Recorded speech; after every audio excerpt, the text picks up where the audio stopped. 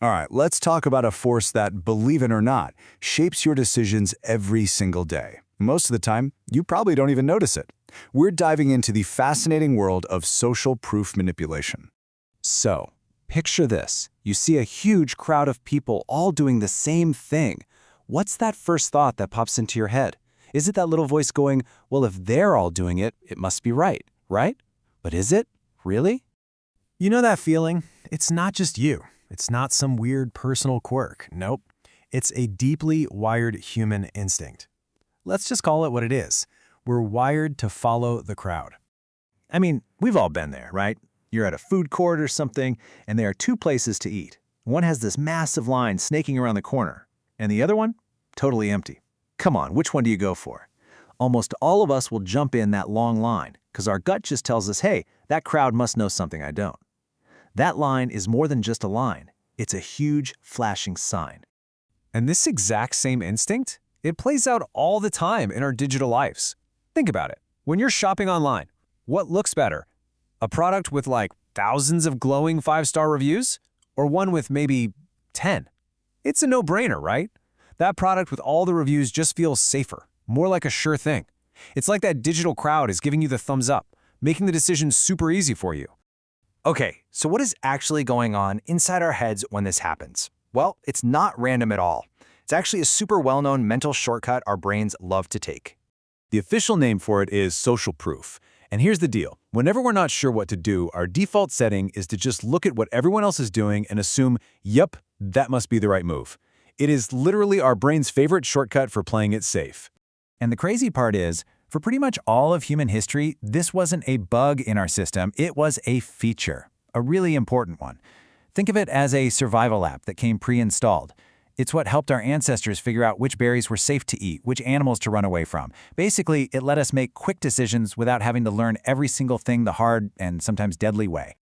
And it all boils down to this one super simple idea that's baked right into our DNA. If everyone in your tribe suddenly starts running away from something, you don't stand there and ask why. You just run.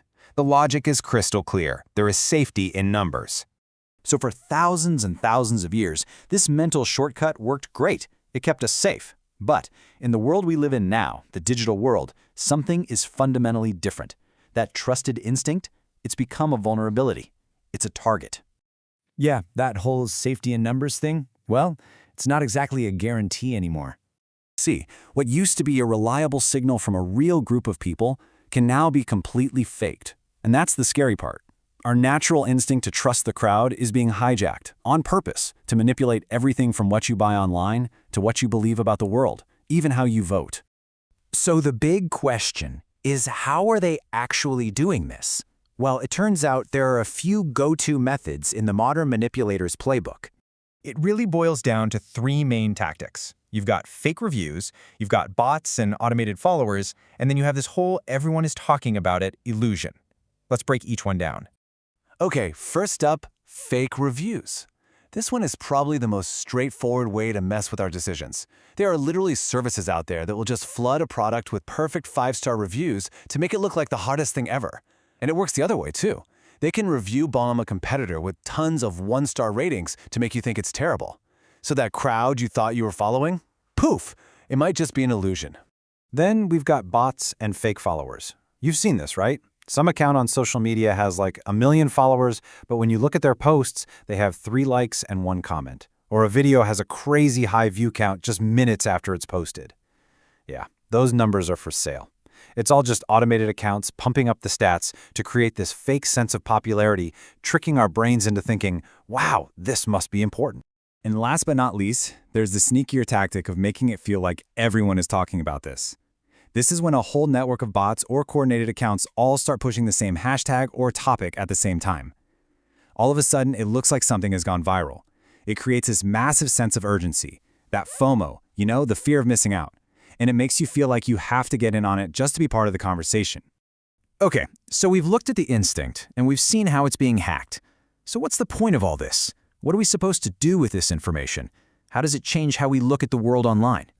Here's the most important thing to remember. The weak spot here isn't that we're dumb, not at all. It's that a survival instinct that was super helpful for thousands of years is now being turned against us in a digital jungle it was never built for.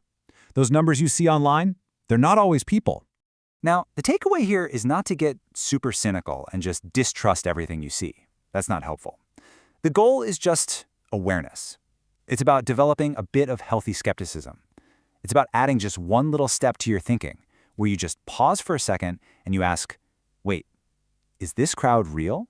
Before you jump in and follow it. Because at the end of the day, what used to be a real crowd of actual humans is now, way too often, just a bunch of code. So the next time you feel that powerful pull to join the majority, just ask yourself one question. Am I following a real crowd, or am I just following a really clever script? And for all of us, learning to spot the difference is the real challenge.